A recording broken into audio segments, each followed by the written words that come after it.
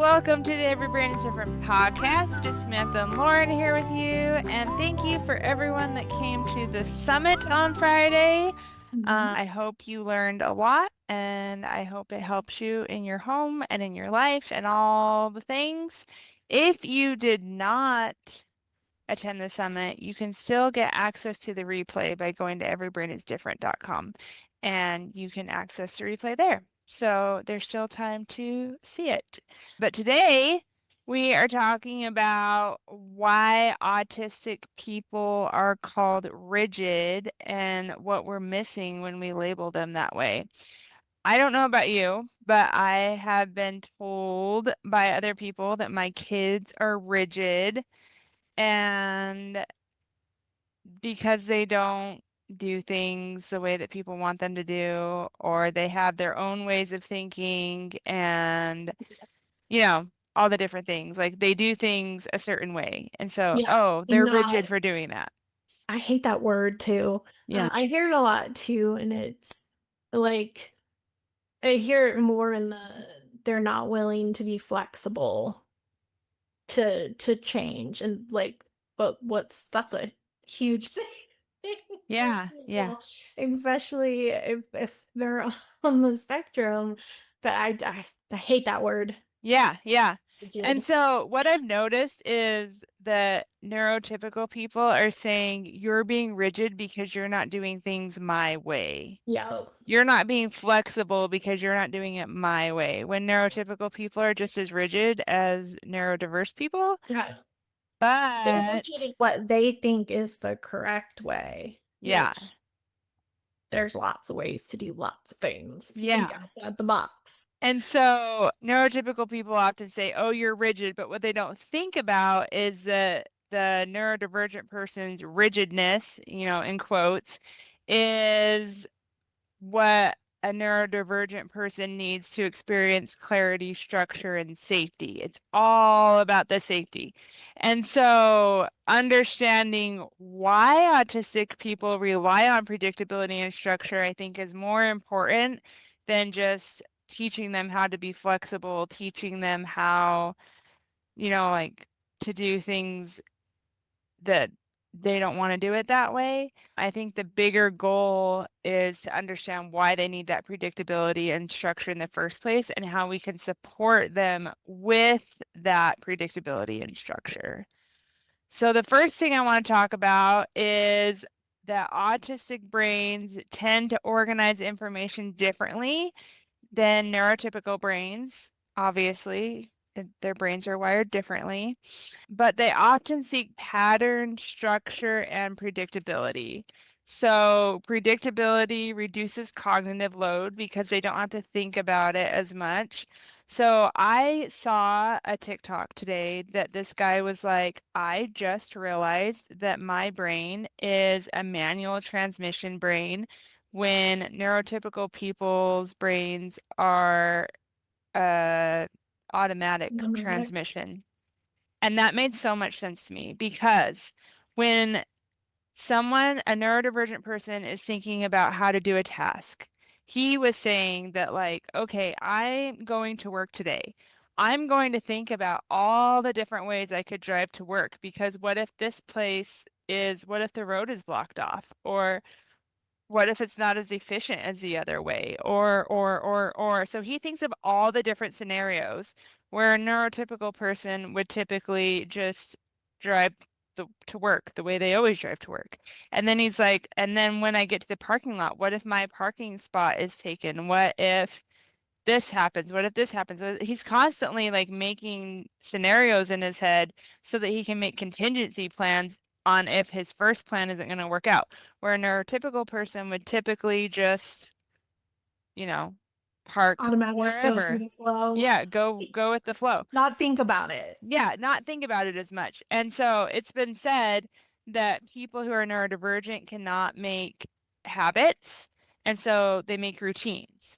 And so if their routine gets interrupted, then they don't know what to do because the routine has been interrupted, the flow has been interrupted, and their brain doesn't automatically do things like an automatic transmission. It's more of a manual transmission, and they have to think through each step. And so if First gear, second Yeah. gear, third gear, we're going. Yeah, yeah. And so, what would it be like in the driving example if you had a designated parking spot? You would not have to think about it. And so, that's that predictability that reduces cognitive load because they don't have to think about it as much. And so, the cognitive load is reduced. And then, clear expectations reduce anxiety. So, they don't have to think through like when I did the pageant, I was like, well, I had no idea what to expect. They said, we're doing orientation. What does What does that orientation mean? mean? Like, are we going to be practicing our walk? Are we going to be practicing the patterns? Like, what does orientation mean? I had no idea what to expect. So I had a lot of anxiety about what I was going to have to do when I got there. And I did not know what I was supposed to wear or anything like that. But if they would have just said, hey, you need to be wearing business attire. You need to be wearing a dress. You need to be wearing heels. You need to be wearing this, like, and just tell me what I'm supposed to wear. And then give me an agenda. So the first day, we're just going to have a conversation. We're just going to talk about the pageant, what's expected, what's expected of you on pageant day, what's expected of you with social media, all of that stuff. And then the next day, we're going to practice your walking. We're going to be working on the patterns that you have to walk on stage. If they would have just given me that, my anxiety would have been so much Significantly less. less. Because I had no idea what to expect. No idea. They just said, we're doing orientation. What does that even mean? And so someone who doesn't experience as much anxiety would just be like, oh, it's fine. I'll just wear Find this out when I get there. and I'll find out when I get there what we're doing. But for someone that has a lot of anxiety, whose brain is wired for anxiety, it was it was a lot. Nerve-wracking. And that cognitive load too. I made contingency plans for everything. I was like, well, what if we don't practice our walk? Then I'm going to have to practice afterward. And then I'm not going to be able to do this. And then I'll have to have my kids do this. And I just made all these contingency plans where if I would have just known the expectations, the cognitive load would have been reduced, my anxiety would have been reduced, and I could have just relaxed and it would have been a much better experience. So, yes, that is maybe why people seem rigid. And so I might have seemed rigid because I was like, well, this is my idea of what we're supposed to do to calm my anxiety. And then when it didn't happen, I could have appeared to be frustrated or whatever because I don't know what's happening. And I think a lot of the time when we see people as rigid, they might just be frustrated that they don't know what's going on. They don't know what's expected of them. They don't know what's next. And so that just creates anxiety, and they have to have some way to reduce the anxiety before they explode. Or if they do explode and have a meltdown, then people are like, well, you're just not flexible. You just I need to think, go with the flow when they're just overwhelmed. yeah, and I think too, when they are overwhelmed, like the things that they can control, they're like even more, quote, rigid. Like, Mhm. because they're like trying to hold on to the only thing that makes sense. And so Yeah, then yeah. it seems like overdone when they're just trying to survive. Yeah. And so an example of someone who might look rigid, who is just trying to control their anxiety, control the overwhelm, controlling the things that they can control. So they might have the same breakfast every day. They might have the same clothes, like my friend that wore the same shirt every day in fifth grade. Well, there was a reason she was doing that. It's because she could control that when she couldn't control other things. I'm assuming. I don't know. I'm just assuming. Or they might take the same route to school, and if that route is interrupted, then maybe they don't know how to get to school if that route is interrupted because they don't make the habit like other people do. And so just remembering that a person's rigidity might actually be them creating efficiency and regulation for themselves rather than just being rigid because they're rigid and they're going to do what they want. So I want you to reframe this if you're thinking, that people are rigid because of that, that structure allows the nervous system to stay regulated. So your kid cannot control what happens at school. You know what they can control? They can control what they eat in the morning. So that calms the nervous system because they know exactly what they're going to eat in the morning. They know exactly what clothes they're going to wear in the morning. They know exactly how they're going to get to school. And that can calm the nervous system so that it can take in what's going to happen at school and not completely melt down. Just something to think about when, Lessens the load. yeah, yeah, it lessens the load. It's feeling, you know, that book that's about filling your bucket and you fill your bucket so that you're not completely depleted. So when something happens and you're overwhelmed and you're depleted, then you have a meltdown. If your bucket is full of good things, self-regulation, nervous system regulation, if it's full of that, then when little things happen that chip away at that self-regulation, you're still regulated. You're not going to have a meltdown. Your kid's not going to have a meltdown because they're completely on empty. And so just be thinking about that, like ways that you can fill your child's bucket and ways that you can give them control when they feel out of control. So I see this a lot in kids with disabilities when I'm working with them doing music therapy. They want to control the session so bad. And if I make any recommendations, they're seen as not flexible. Well, because they have their whole day controlled. They just want some control back in their life. And so seeing the different ways that you can give them control back, I think is super important because when they have control over the things that they can control, they can be more flexible in things that they can't control. And then they're not seen as rigid as they could be. But yeah, Mhm. when I'm doing music therapy, I try to follow the kid's lead as much as possible, but sometimes it's just not possible. Like Yeah. this girl, she just wants to play make believe the whole time, and that's fine, but we have to work on the goals, that I'm there to do. And so we do a thing where she gets to pick something, I get to pick something, she picks something, I pick something, and that helps her body regulate. So when it's my turn to pick something, she can be flexible with that because she knows that she's going to get to pick the next activity. Mhm. And so that's just something that you can do. Maybe if your kid really, really doesn't want to do something, be like, what do you want to do? And then sandwich the thing that they don't want to do in between the things that they do want to do. Yeah.